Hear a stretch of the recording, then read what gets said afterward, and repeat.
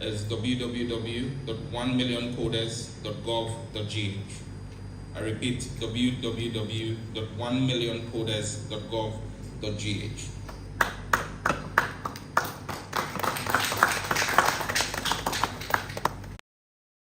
The committee was given a 14-day mandate to deliver a roadmap for implementation to achieve more cost-effective data prices.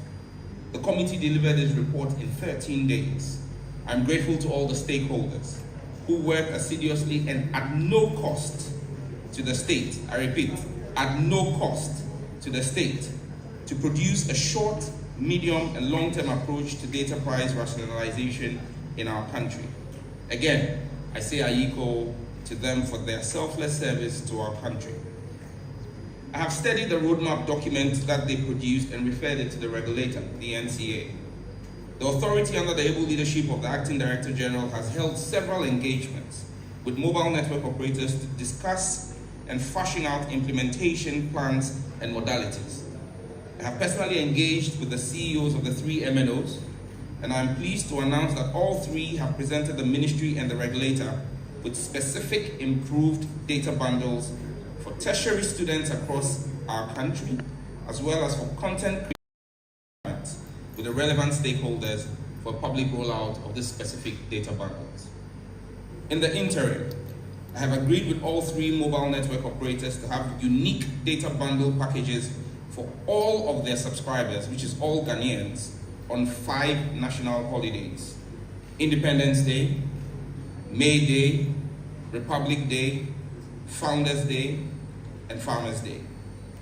The Independence Day test run was a resounding success, and I look forward to working with the NCA and the MNO on May Day for our next holiday offering and celebration of the workers of Ghana. I have also noted several complaints about the quality of service of almost all the network providers in the country. This past week, I have taken decisive policy decision to approve technology neutrality and additional spectrum for MTN Ghana. I've also directed the NCA to make an additional spectrum offer to Telecel Ghana. These are to provide both operators with more resources to improve their service offerings and quality of service. However, on the back of these approvals, I wish to serve notice that the NCA would, within 3 months of the assignment of this additional spectrum, begin a rigorous enforcement of quality of service on the providers. Failure to provide a marked improvement in quality of service by the network operators will result in stiff fines. The Ministry and regulator have fidelity to the Ghanaian people, and we will ensure that it gets the best customer service and experience. The telecom sector has not been without its challenges.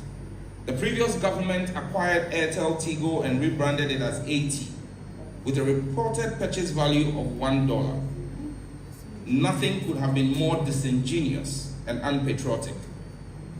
When the company was bought, its debt portfolio stood at $400 million US, and its revenues could not meet its monthly overheads.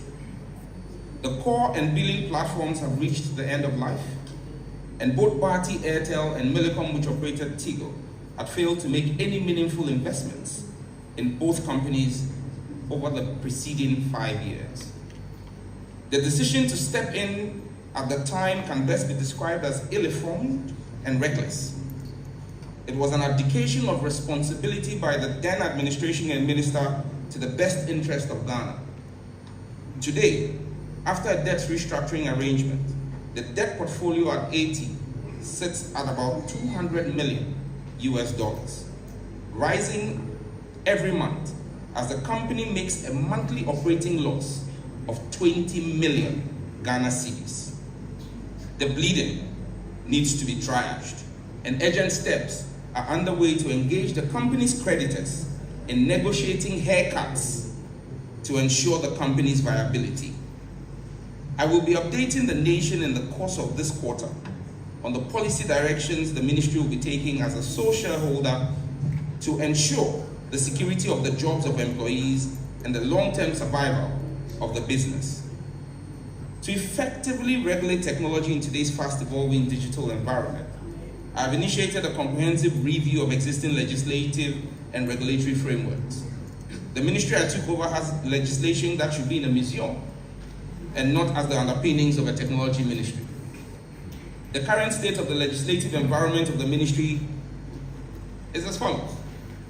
The Kofi Annan Center of Excellence in ICT has no Establishment Act. Ghana Telecom Act of 2003. The Postal and Courier Services Regulatory Commissions Act of 2003, Act 649. The Electronic Communications Act 2008, Act 775. Electronic Transactions Act of 2008, Act 772. The National Communications Authority Act of 2008, Act 769. The Data Protections Act of 2012, Act 843, and the Cybersecurity Act of 2020, Act 1038. This means that most of our legislation is 17 to 21 years old. That's why I said our legislation should be in a museum and not running a technology ministry. We are redrafting all outdated legislation to ensure they reflect present realities, anticipate future developments, and provide a transparent, enabling environment for innovation, investment, and consumer protection. I am confident I will lay the revised legislation before Parliament in its next meetings. As part of this broader legislative effort, I convened strategic meetings with key stakeholders led by the National Entrepreneurship and Innovation Program across the startup and innovation ecosystem to build consensus on the way forward for the Ghana Innovation and Startup Bill. Together, we have developed a clear roadmap to finalize this bill. The landmark legislation is essential to creating a robust legal and regulatory framework that empowers startups to grow, attracts investment, and scales solutions that generate jobs and drive long-term economic transformation. I'm grateful to the directors of the ministry and our partners who have helped us achieve this march in so short a time. Recognizing the impact of emerging technologies, the President made a pre-election promise to develop a national digital transformation and emerging technology strategy to guide the ethical development and deployment of digital tools such as artificial intelligence and emerging tech for development. Following this, the ministry has prioritized dialogue on AI to fully assess its opportunities, security implications, and resource demands, and ensure we put the appropriate governance framework in place for an ethical, inclusive, and beneficial development and adoption of AI. Ghana has entered strategic partnerships with key partners such as the British High Commission, UNESCO, and other international organizations to support effort towards Ghana's national AI strategy and blueprint. Furthermore, the ministry has commenced critical efforts to digitize the nation's essential data sets as a foundational step in our national AI agenda. This initiative aims to enable AI systems to learn from local data sets, ensuring that the models we develop reflect our lived realities, our cultural nuances, and our development priorities. AI models trained solely on foreign data sets risk overlooking indigenous knowledge and reinforcing learned biases that do not serve our interest. By anchoring AI developments on our data, we are safeguarding digital sovereignty and building truly Ghanaian technologies in design and purpose.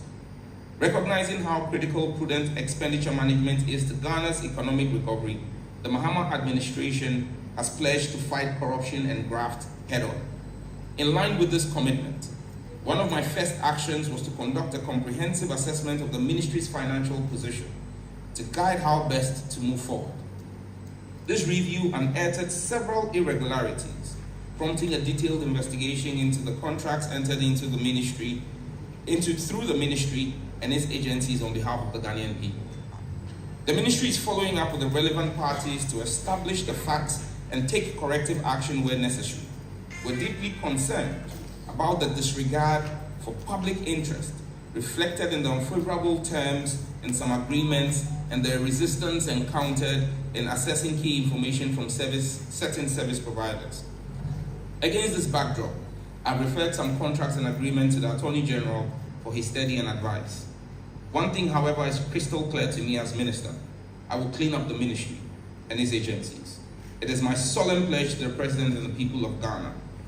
And I wish to announce that on the back of the foregoing, I will not be extending the Common Monitoring Platform contract, popularly called KELNI GBG, beyond its current terminal date.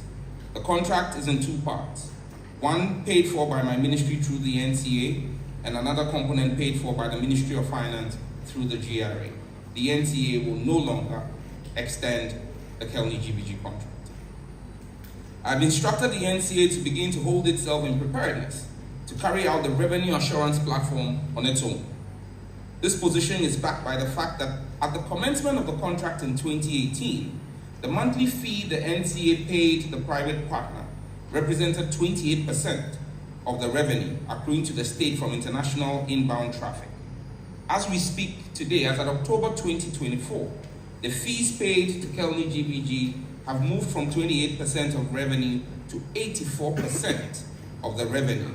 This means the state is paying far more to monitor the revenue than it retains.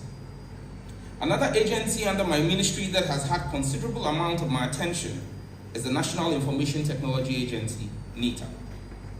Some agreements that I have inherited have caused me deep concern, and I have begun steps to either extricate the government from unreasonableness or to achieve a more favorable arrangement that is in the best interest of Ghanaians. As part of operationalizing the digital service and payment platform DSPP call center, managed under a contract I inherited between NITA and Digital Gov Limited, two companies, Sortel Limited and DataSium Limited, provided project management services. Some of the irregularities we have observed in the ministry under this contract include the fact, one, NITA is making monthly payments to the two firms, despite the fact that the firms are not directly contracted by NITA. Instead, the firms that NITA is paying have contracts with Digital Gov Limited, and those contracts were signed on the 1st of March 2020 for an initial 4-year term ending February 29, 2024. Despite this, NITA has continued since the termination or expiration of the February 2024 contract. NITA has continued to make monthly payments directly to the two firms as service providers throughout the contract period, creating a misalignment in accountability and oversight. Both Sortel and DataSium appear to deliver nearly identical project management functions for the DSPP call center, with no clear delineation of roles, responsibilities, or reporting lines. Thirdly, the contract with both firms expired on February 29, 2024. There were no formal renewals and no new engagement frameworks are in place, yet continued financial obligation continues. I have instructed the Director General of NITA to cease any further payments to both companies. The ministry is in the process of assessing the necessity to continue with either or both DataSium or Sortel in a bid to eliminate duplication and ensure cost efficiency in future project management support for the DSPP. And here I hold the view that the Accra Digital Center is well equipped to step in to provide those services. I've also directed an audit and update of the Smart Infraco Libera Ghana Limited e-government infrastructure agreement.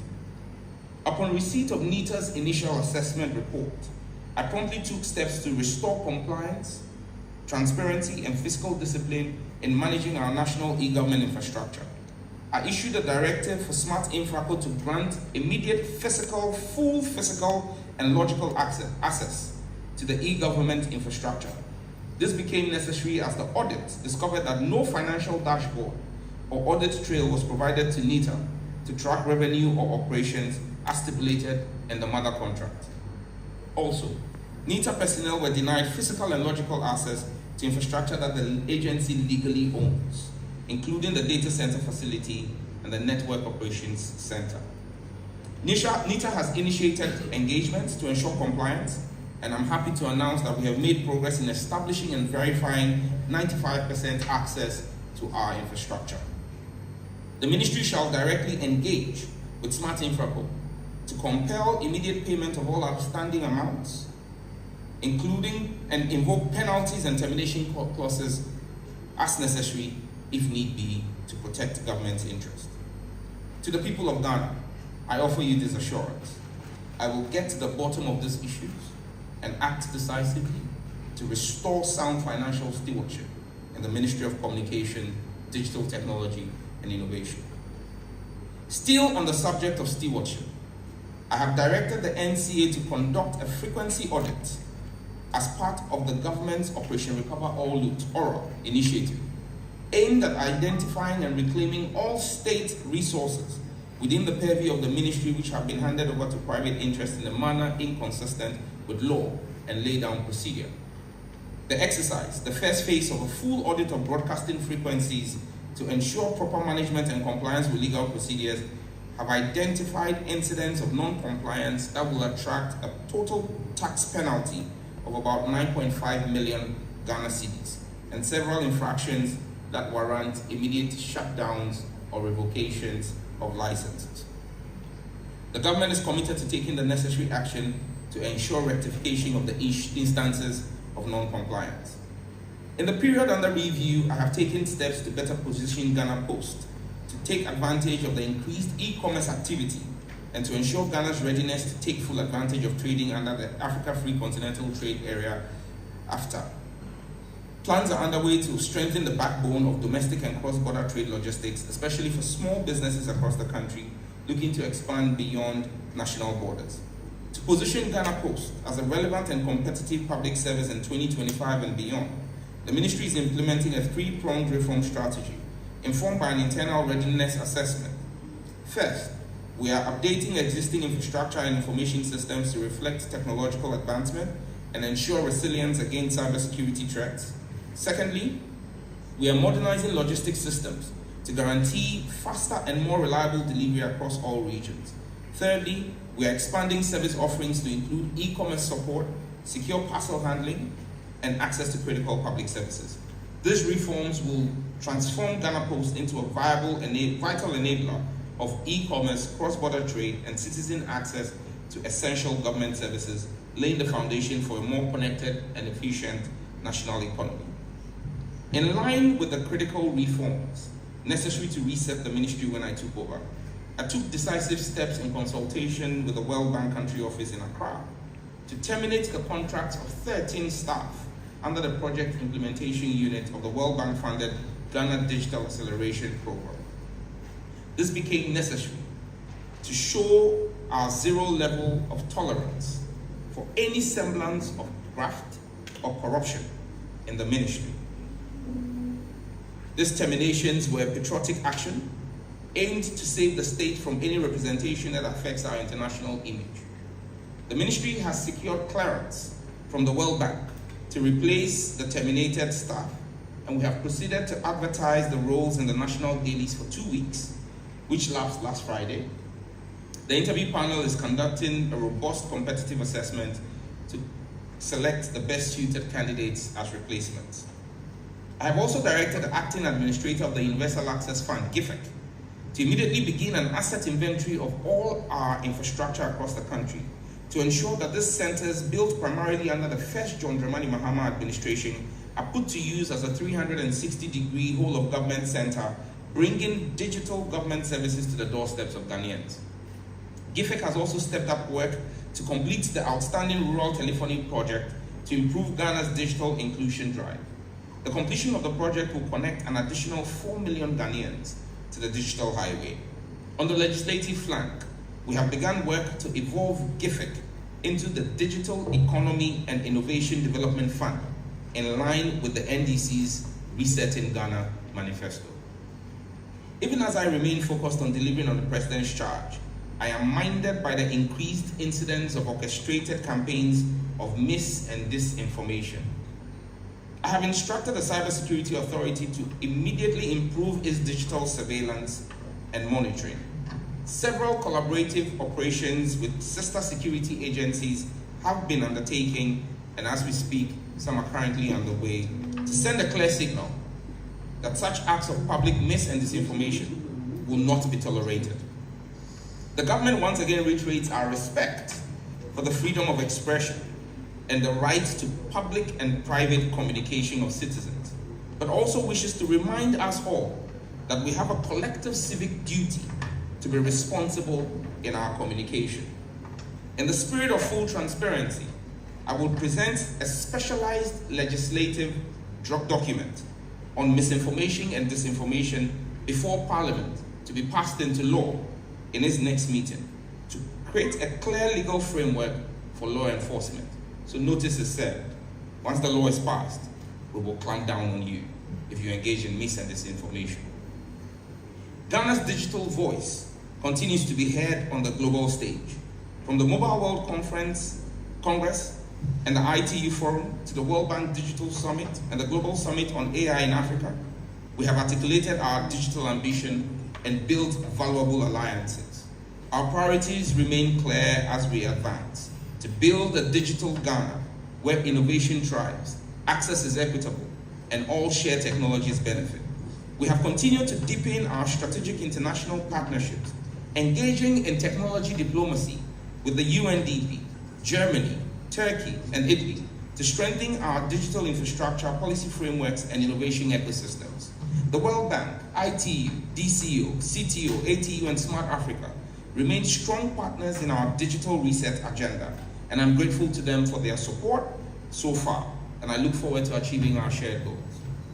As we move into the second quarter of the year, the Ministry is poised to make even more significant progress towards a sustainable plan to ensure reliable and affordable internet for all, the pilot of the 1 Million Coders program, the national AI strategy, and digitizing public service delivery.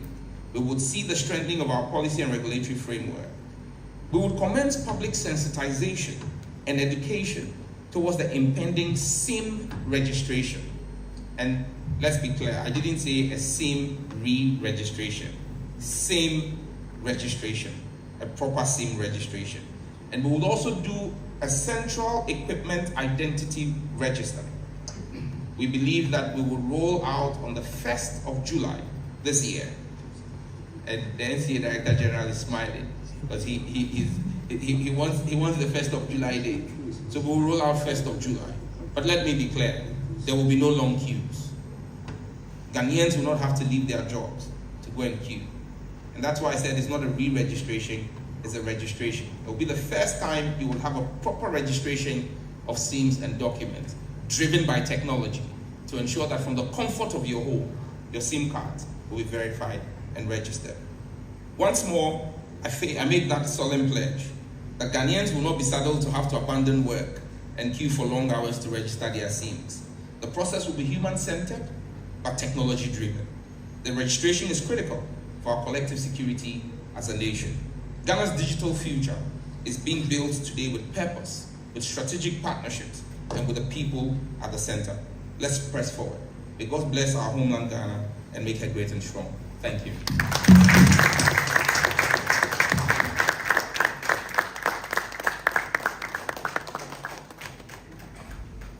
The Minister will now take a few questions just to clarify some of the issues raised or answer any lingering questions that may be agitating your minds.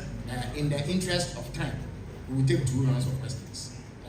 A first set of 5 questions, which will then be answered, and then another set of 5 questions. So put up your hand if you have a question. But each questioner is limited to 1 question so that we can make progress and be brief. All right, so please come up here. Or is there a microphone in the background? Now please take it there, so you don't need to walk up here. Just take it to the middle there, hand it over to those.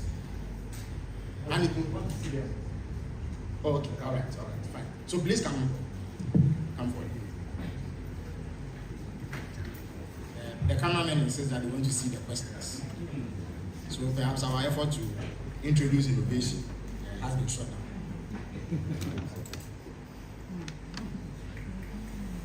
All right, any more questions available can walk up here. So please ask your question. Identify yourself and then ask your question. 1 question each, please. My name is Adrian Adams. I work for Economy Times newspaper.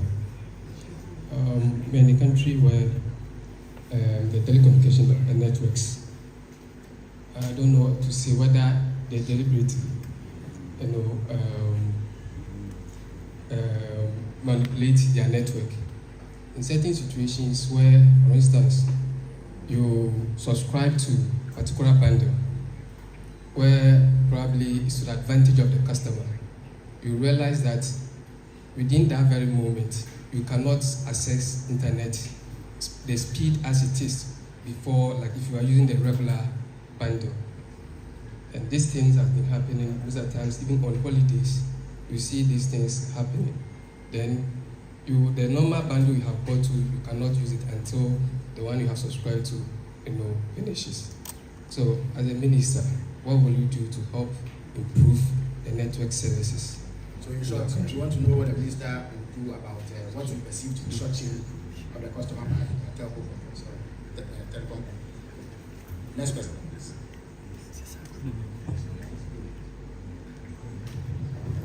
Thank you. Minister, you spoke about the debt owed American companies. Sorry, my name is Noble Crosby and I work with TV3. So on the debts owed by American companies by AirtelTigo, I understand the US ambassador says there's pressure from Washington for these debts to be paid, as it can potentially affect new investments in the country. So what plans are there by government to settle these debts? Thank you. Thank you very much. Is there any other question? Please come forward. We are taking 5 persons in this one, so after him there will be 2 more opportunities. If you have any question, please walk up here so we save time.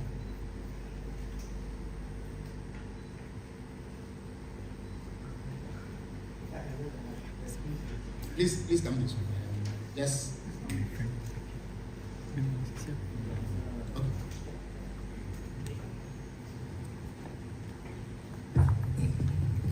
Thank you. My name is Adam.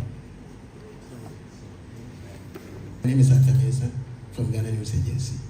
Yes, the minister said there will be some registration and proper identification register.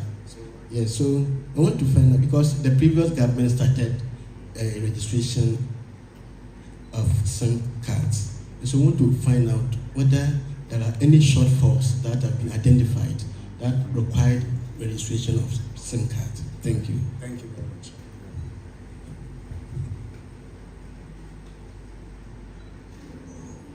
Is there any other question? Please come forward.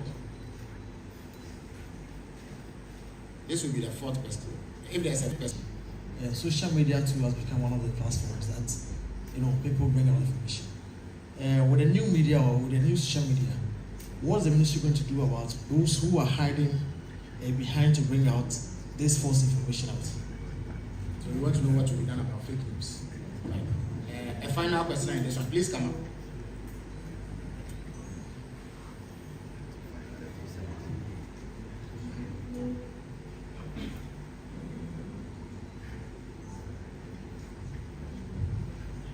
You cannot be accused of gender imbalance. Sorry. You said that's a So I'm Erica with MTN Ghana. I wanted to ask Erica with MTN Ghana. MTN. This is highly unusual. Welcome to us.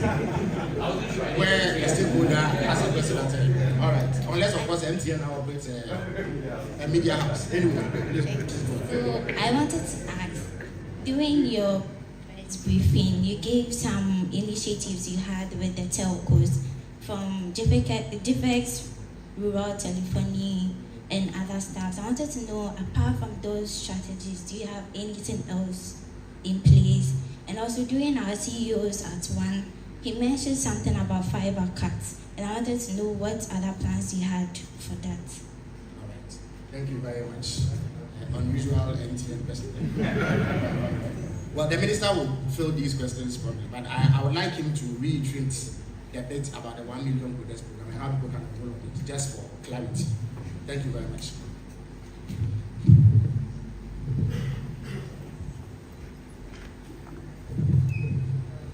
All right, thank you very much. I think that I would start with the minister's question on 1 million coders, so we're clear about that. So there is a website that's been created. This is the pilot. The pilot is going to happen on Wednesday next week. That's the 16th. The pilot is going to be launched by His Excellency the President himself at 11 a.m. from the Ghana India Kofi Annan Center of Excellence in ICT, right next to the Ministry of Communications. Now, what we're doing is, over the next 1 week, the portal is going to be open. It's www.1millioncoders.gov.gh. There are currently 6 courses that are available in 3 disciplines. You can go online, click on it, and fill the form as an applicant. There will be a review of the application, and if you are shortlisted, you would get notification. And we're taking applications for people to go to our physical training centers in Accra, in Kumasi, in Sunyani, and in Bolgatanga. We would launch on the 16th in the 4 centers at the same time, because we're a tech ministry. We can flex more and show that we have technology to connect across the country from 4 areas. So the URL again is www.1millioncoders.gov.gh, and you can fill out the form. The one is ONE. Everything is in words. So it's ONEMILLIONCODERS. Well, I'm just told that even if you use the number 1, it also works. So even the number 1 will work. So whether you spell it out in letters, yeah. So whichever ways you go about it, it shows you that there's been a reset even in our technology. But yeah. Adams from Economy Times spoke about data bundle pricing and specialized data bundles. I've gotten a number of tweets about that, and the Director General of the NCA is here. He's the regulator. It's one of the things that the NCA is actively looking at. If we find any incidents of price fixing or price tampering by any of the telecom operators, be rest assured the regulator will instill or impose very stiff fines. We have a regulator that is on top of their beat and will not tolerate anything that shortchanges the Ghanaian people. The thing about specialized data bundles is that at times the pricing per megabyte may be different from a regular bundle that you have bought. So you always need to be minded about the terms and conditions, because whenever you get an offer, people look at the big print and don't read the fine print. So at times you see specialized or special data bundles, but if you read the fine print, the per megabyte pricing is different from your other data bundles. So this in itself could account for what appears to be the speed of certain data bundles and all. But again, the regulator will look at how we can have a harmonized system so that people have a uniformed customer experience whether they're using the regular bundles or whether they're using special event bundles. But I can rest assured on the 5 Independence Day, 5 public holiday bundles. And I know there are people who said, oh, Sam George and the president are taking credit for something that used to happen. They never used to give you 5 national holidays. So it's a new thing that on Independence Day, on May Day, on Founders Day, on Republic Day, and then on Farmers Day, we would have uniform data offerings across all the networks. Some of the people who criticized me during the Independence Day, they bought the bundles that we had offered them and used it to bash us. But yeah, that's the beauty of democracy. So they should look forward to May Day, 1st May, to celebrate our workers. There will be another data bundle offering. Noble from TV3 asked about the debt to ATC and plans to settle. Well, it's one of the biggest headaches I've had, and like I said, this is debt that was not acquired by government, or did not happen by failure of government, but simply by the policymakers' decision to buy a company that was struggling. Poor management on the part of 2 private entities, Party Airtel and Millicom Ghana, who had run Airtel and Tigo into the ground. We had no business intervening the way we did to take over 400 million of debt and claim that we had bought the company for $1. But that's where we are today. In the past 8 weeks, I have engaged with ATC at the country level, at the Africa level, and at their the headquarters level. I've met with a team from the US on this matter. We have made some headway. I mean, the city value term of the debt to ATC is about 1.5 billion Ghana cedi. We've heard of the incident of a senator threatening to block IMF payments all because of ATC debt. But we've had very constructive conversations even with the American ambassador, and they've come to a position where they are willing to take a significant haircut. As it stands right now, the offer on the table is somewhere in the region of about 500 million. So we are saving about $1 billion of the debt. We are getting them to write that off. But I'm still pushing for even more to drive the what is outstanding even further down. And we're not doing it all in cash. We're doing it in a mix of cash, tax, and a few other assets that we can look at, so that the real liability sitting there that we need to pay readily with cash now has dropped from $190 million to about $10 million. That's the kind of negotiation we've done in the last 8 weeks. And I'm working with the Attorney General and the Finance Minister to see how we can manage this and build a payment plan towards that. Atamensa from GNA asked about SIMREG and the CEIR, the Centralized Equipment Identity Register. So let's call a spade today. And we've had instances of this when the state, through its security agencies, needs to identify a person of interest using their SIM card. It's next to impossible.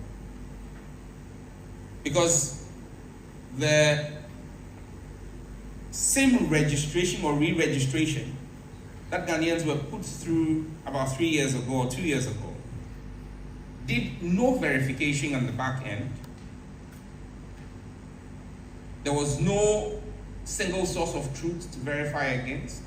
And so yes, biometrics were taken, but they were not matched against anything. And that's why today you have SIM cards that are registered to people's Ghana cards that the people themselves did not register. That's why today, even though there was a limit of 10 cards per Ghana card, there are instances where one Ghana card has been used to register over 30 cards because there was no matching. Many people have, and there was an instance, law enforcement instance that I encountered in my very first week. We're working with the then Cybersecurity Director General. We identified a number, saw the Ghana, did a cross-referencing with the number, the Ghana card that was used to register the card, geolocated the person, security did an operation, but it became immediately clear that the individual whose Ghana card, who we had picked up on the back of his Ghana card, was not the same person as the person who was using the same card. And that's simply because you have unscrupulous people who registered pre-registered SIM cards using people's Ghana cards. You go and you try to register, and then they tell you, the network is down, it didn't go through, but they had registered a SIM card. And then they take your card again and do another registration. And then they begin to sell those pre-registered SIM cards. And so you will be an innocent person sitting down, and because your Ghana card had been used to pre-register a SIM card that was used in fraud, you'll be picked up. So people may think that, oh, but we went through the hassle. Yes, and I appreciate it. I was Christian Stubborn Academy because I opposed the registration process, because we questioned the technical basis of doing what was being done. And that's why I make a solemn pledge to you that you will not have to queue. You will not have to go and leave work for a day or two to get your SIM registered. There's a whole simple technical process behind it. It will be interactive. It will engage you. The regulator has seen the demo of it and how it works.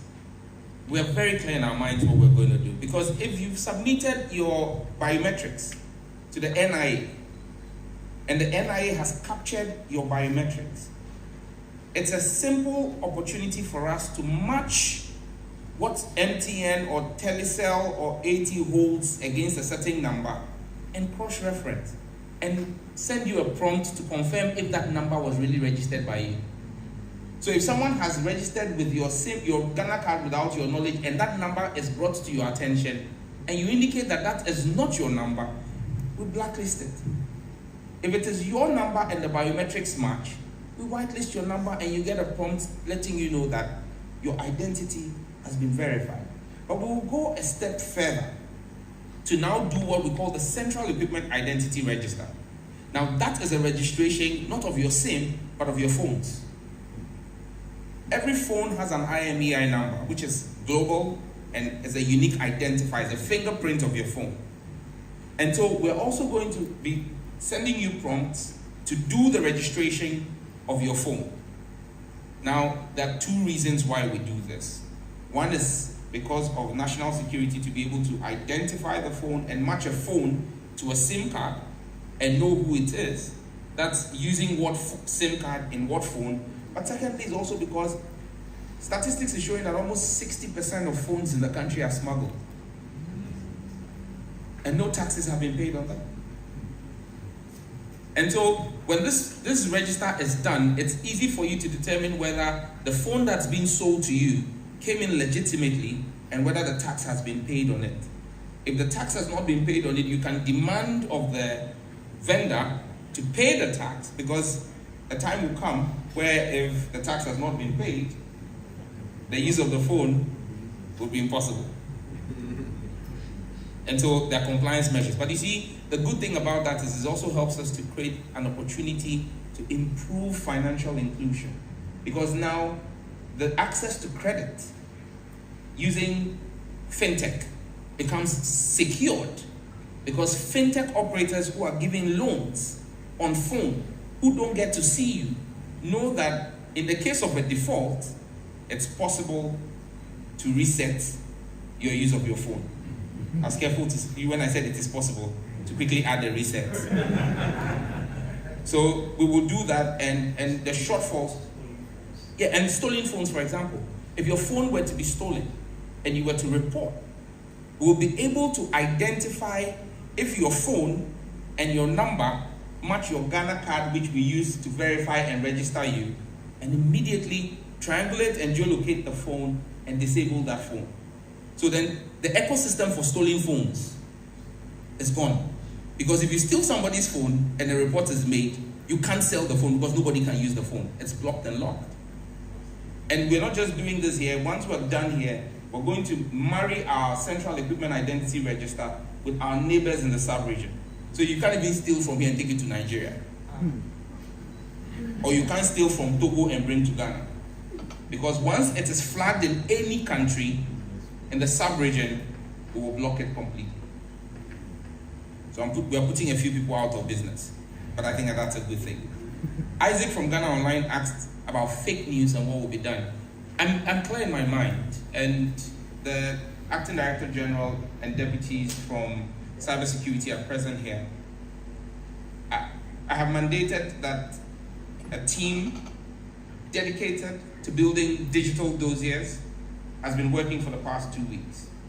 And so for those who've been engaged in mis and disinformation, know that criminal offense has no limitation of time.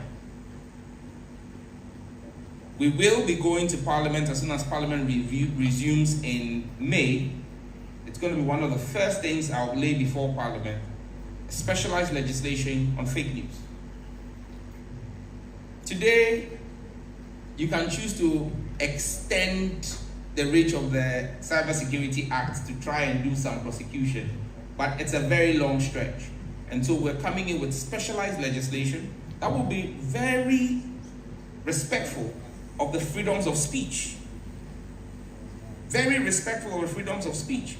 But where the lines are crossed on intentional misinformation or palpable disinformation, the law will be spelled out from Parliament on what the punishment will be.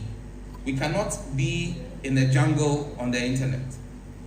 And the law would work in tandem with platform operators to ensure that as quickly as possible, we deal decisively with those. So once again, I repeat, the era of fake news is coming to an end. We don't want to act arbitrarily, and that's why we want to lay the law before Parliament and be backed by law. And so we will work together to work on it, but be minded, we're already building the digital doses.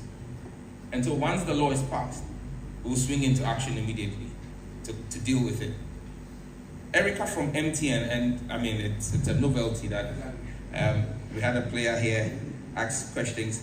Any other thing policy-wise? Yes, there's a lot policy-wise. But like I said, I'm reporting for Q1 the things we've done.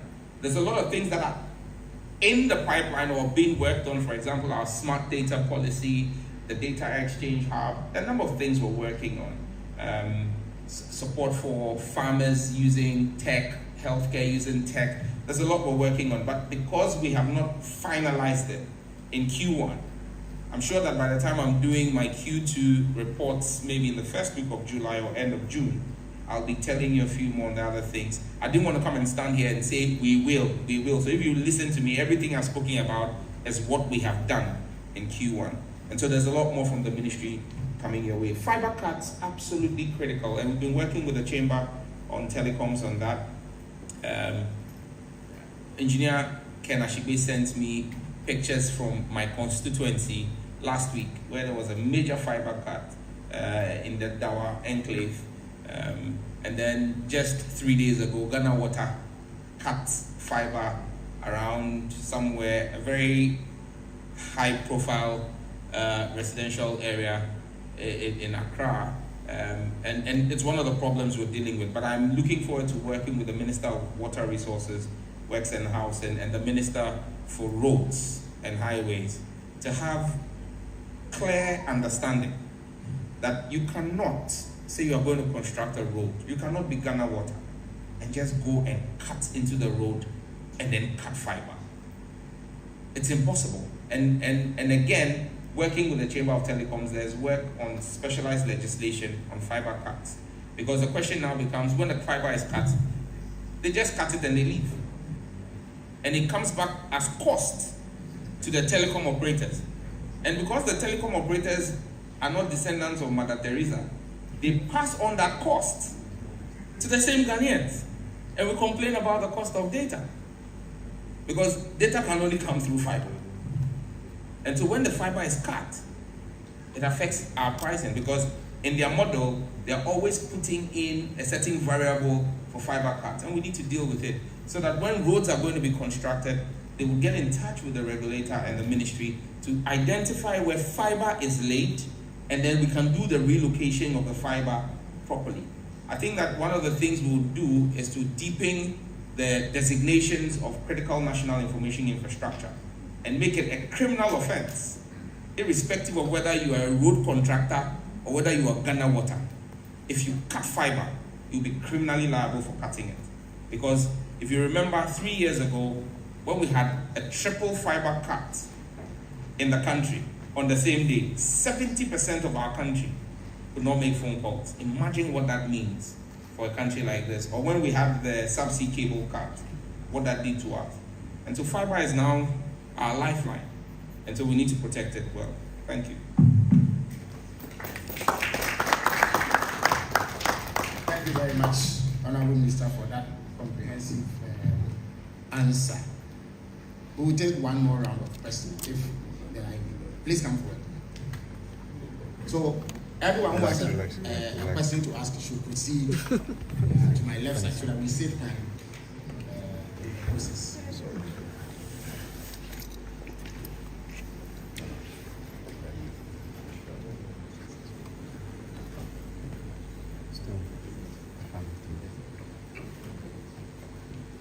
So once again, identify yourself and then restrict yourself to one question. Please. My name is Ibrahim from VOA.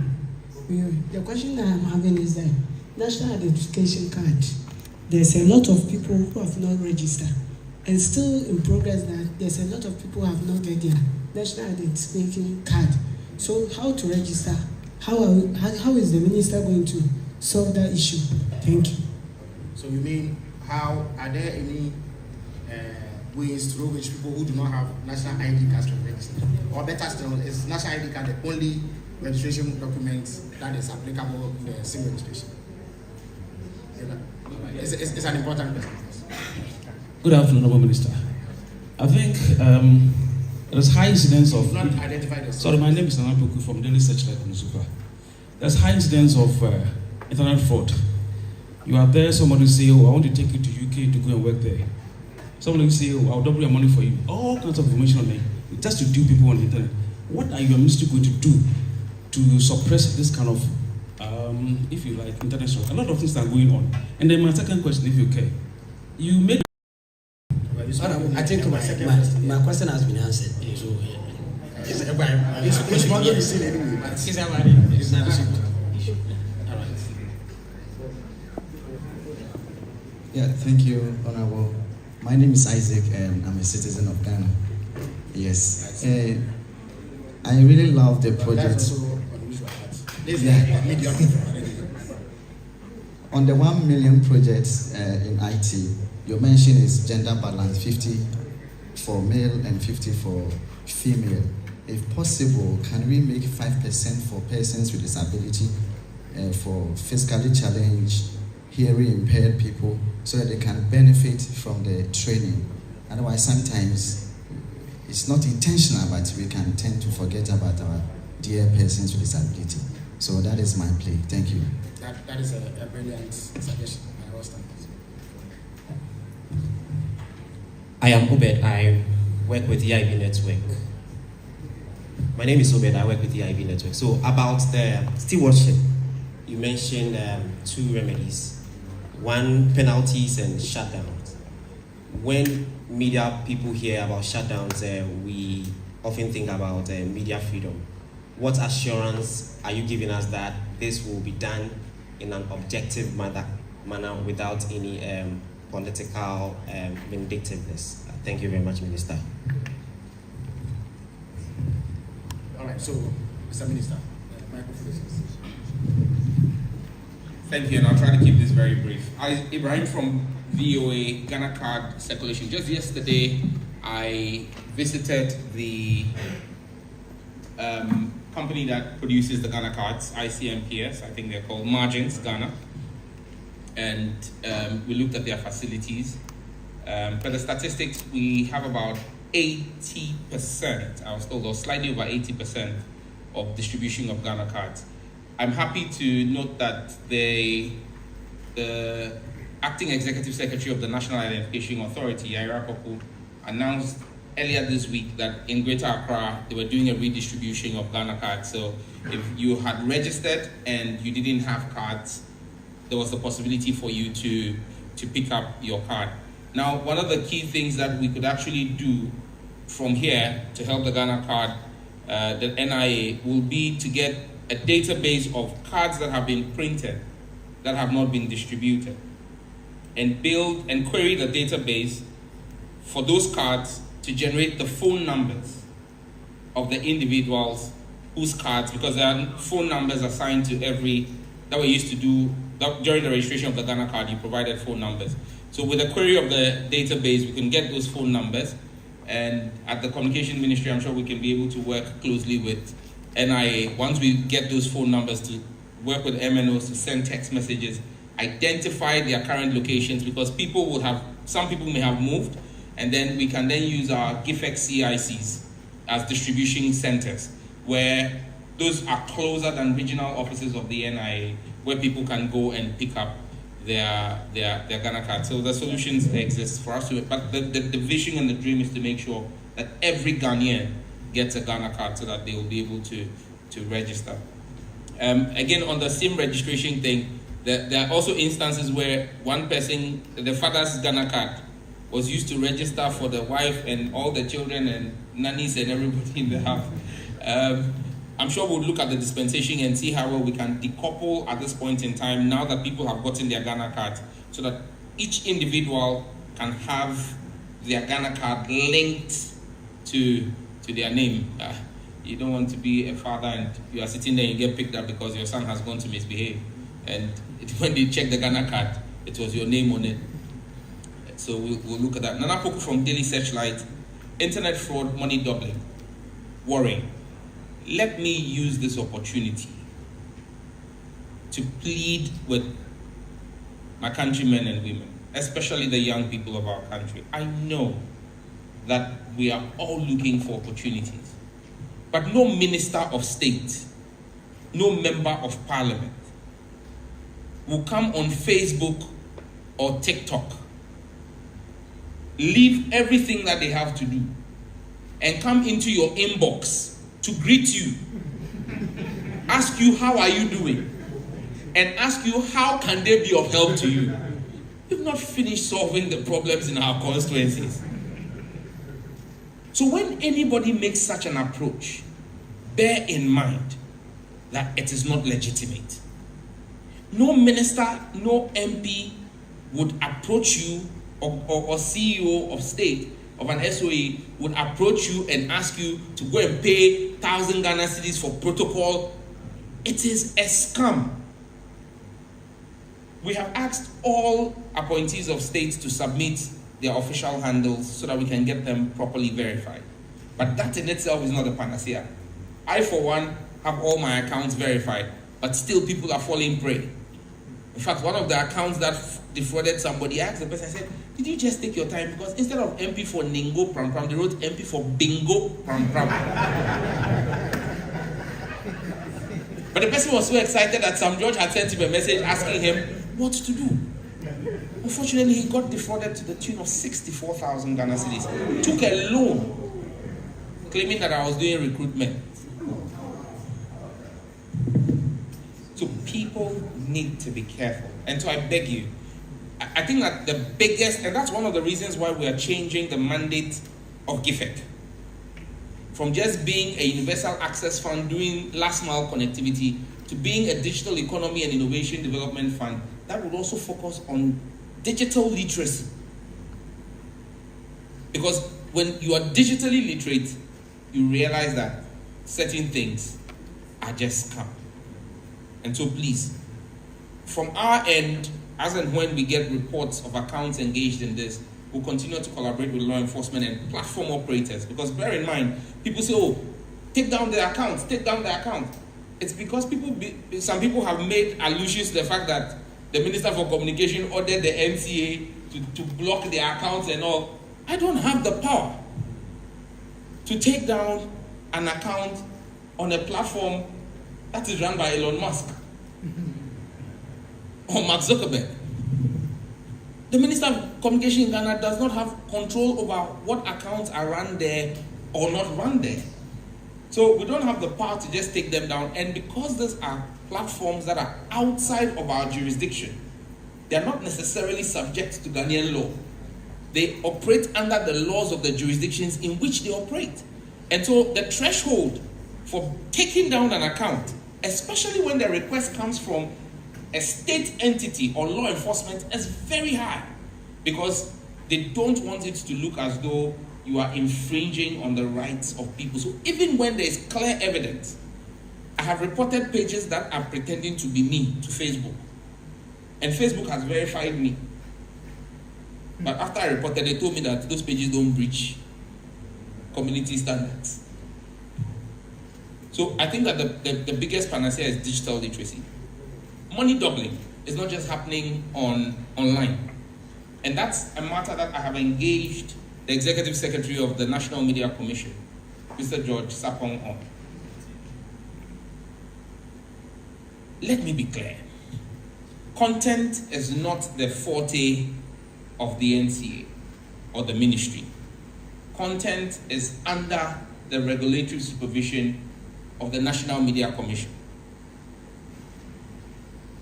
I have engaged, like I said, I'm writing officially this week to the National Media Commission to let them know that if we do not see improved action, especially because there is now a joint collaborative framework with the NCA, we've provided them a broadcast monitoring center.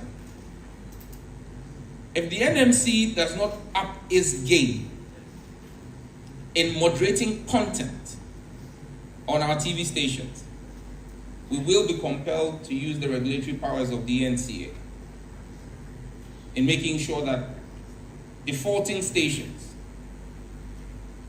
do not influence our children in a way that is unbecoming. I will not worry or lose sleep over any tag that the media or any international body will put on me, so long as I do right by the children of Ghana. And let's be minded, it's happened already. You remember the instance of the 13-year-old in Kaswa who killed a young friend of his because he watched a ritualist on TV asking for human help. We need to protect our children. And so as broadcasters, you have a responsibility. You have a freedom of expression, but you have a responsibility to the children of our country. You must manage your freedom with the responsibility of content that you put out. And so, notice is hereby served. By the end of this quarter, we will clamp down heavily on stations involved who are operating using our frequency. We're not going to be getting into the issue of your content. We're simply going to be taking our frequency authorization to protect the Ghanaian children. We'll be withdrawing our frequency authorization. Because if you would not self-regulate, the state will self-regulate you. Because we would not, in the name of freedoms, expose our children to unwholesome content. And the problem is that some of this content is even shown as early as 5 and 6 p.m. So media houses and media owners, you have a responsibility. And I'll be acting lawfully because the Constitution and the Act gives us the right to act in public safety and public interest instances to protect our children. That leads me to the issue of that Obed asked EIB. I did not say I was going to shut down radio stations. What I said is that there are infractions. In fact, in the immediate instance I would reference, I ordered the shutdown of 1 and the revocation of 6 licenses. I directed the NCA to immediately take action to shut down a radio station in the Boku area, Buma FM. Now that again, I exercised extreme caution. We all know what's going on in Boku. When I got the request from State Security, I said to them that until I saw a certain process, I will not act. And so we acted in good faith. There was a RegSec meeting at the Regional Coordinating Council where all stakeholders were present. Their report was filed. That was sent to the Ministry of Local Government, forwarded to the Ministry of Interior, and it came to us. In the 10 days when I failed to act in court because I was waiting to follow due process, 7 people were killed. And so there is actually a cost associated at times with not acting expeditiously. But because we wanted to be minded by the law, we went through the process. And so that station had its license revoked because it wasn't the first time. The previous government had actually suspended their license. They had signed a bond to be of good behavior, and then they had been reinstated, and then they had gone back to do the same. And it was posing risk to our men and women in uniform who are serving in Boku, and we'll continue to protect them. The other 6 stations had varying degrees of infractions, paperwork, fees, and so I have not revoked those licenses. I've suspended those licenses. There's a difference between the two. What happened previously was a revocation of licenses. This one we're suspending. And we're giving you the opportunity to come and remedy the situation. If you have to submit your tax clearance, bring your tax clearance. If you have to pay regulatory fees, come and pay them. And then we will reinstate you. But let me be very clear on one thing. The Justice Dateba ruling on the Radio Gold case has made it clear that if you allow your license to lapse, even if you were my blood brother, I will not be able to renew your license for you. The Databan ruling is clear that you cannot, radio frequency authorizations are not like driver's license. If the license lapses, you don't have anything again to renew. And now the NCA has commenced serving notices 6 months before the expiration of your license, notifying you, because you need to indicate by law 3 months to the expiration that you will renew your license. They remind you 6 months, they remind you 3 months, and remind you in the week of its termination or expiry, and you still don't go to renew. You can't blame anybody when you come for a renewal and we tell you that there is nothing to renew. The law is the law. We'll comply with the law. So please, again, all media houses, ensure that you comply with the renewal regulations of the NCA. So be rest assured, we are not going to shut down arbitrarily. In fact, there's about what? 50, the outstanding ones, about 53, yeah? About 53 in different categories. I still haven't acted, not because we have not concluded the audit, but I've taken my time to engage Media Foundation for West Africa and put the evidence before them. The next step for me is to go to Parliament, put the evidence before Parliament itself, before announcing the suspensions. And when I announce the suspensions, we will give them a time frame within which they can restore, that they can rectify and cure the anomalies, and we would reinstate those licenses. There has to be discipline. You would agree with me. If your media house is paying all of its fees and submitting all of its documents, I don't think it's fair to you that someone else would sit back and not do what they ought to do, and we say that because of media freedoms, everybody, then next year you won't do, because then everybody will say media freedom. There needs to be some level of discipline. Quota for PWDs, asked by Isaac, citizen of Ghana. Today I thought when he said citizen of Ghana, I thought it was a new media house. But Isaac, I mean, that's a very good one. The program is inclusive, and so we will engage the National Council of Persons with Disabilities to see what models we can create for visually impaired people and for hearing impaired people, to see what we can do. In fact, this morning, one of the meetings I had with my tech advisor before we came here was with a young gentleman. I'm sure many of you have seen him on social media in the past week. So we invited him and brought him down from Kumasi, Mafred, the iPhone repairer. When he walked into the office, I was shocked. I was like, sorry, are you a kid or are you grown? But he's a grown man, and the work he does. And, in all modesty, he said to me, he's shocked at our amazement at the video, because that video is nothing for him compared to the work he does. And he showed us evidence of some of the things he does. And so Kofi Annan, I've instructed that we would see what partnership we can do with him, because he's training people. And this is someone who was self-taught. He showed me an iPhone locked to a network in the US. That is eSIM, only eSIM, so has no SIM tray. He picked the phone, disassembled the phone, reworked the motherboard, and has put 2 MTN SIM cards on. And so when you take the phone and go to the software, the settings page of the phone, it shows you that it is SIM locked to, and shows you the network is SIM locked to, but MTN calls are going pepper on it. We've got talent, and we want to see how well we can scale up some of this talent. He can become a trainer that's training people, because he says in 2 years, he's trained people from Accra. People have left Accra to come to learn from him. And so we can work with, and these are things that, some of these things, if the person is hard of hearing, they can still learn because they've got the eye and they've got their hands. So these are things that we can help people learn. And so we'll work together with all of you. And thank you once again for this opportunity. I'm grateful.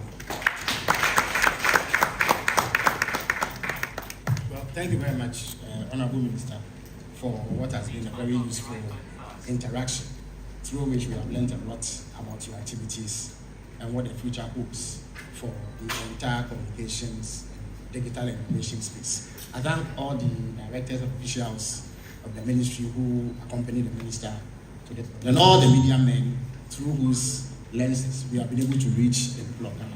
Thank you very much, and meet you next time.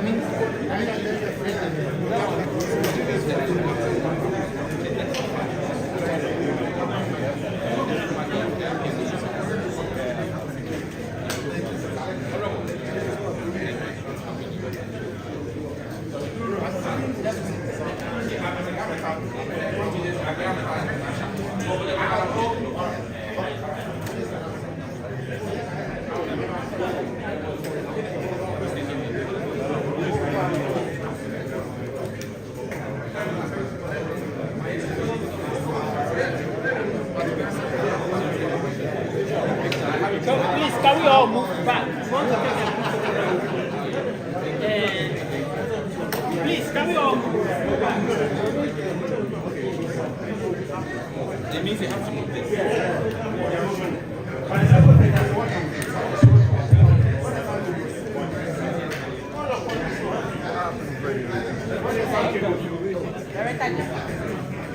So we want as well.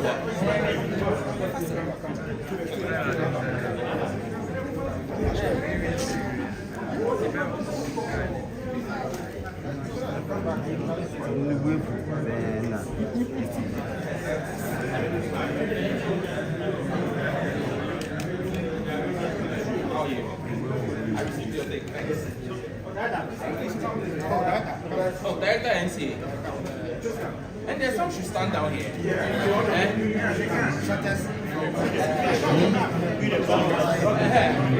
Yes. This way.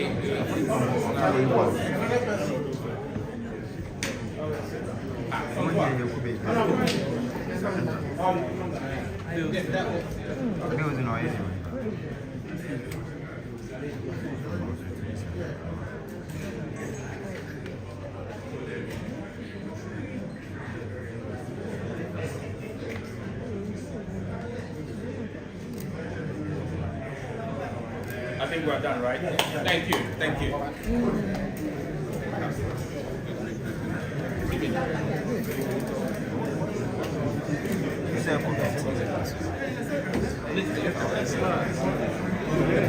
Thank you.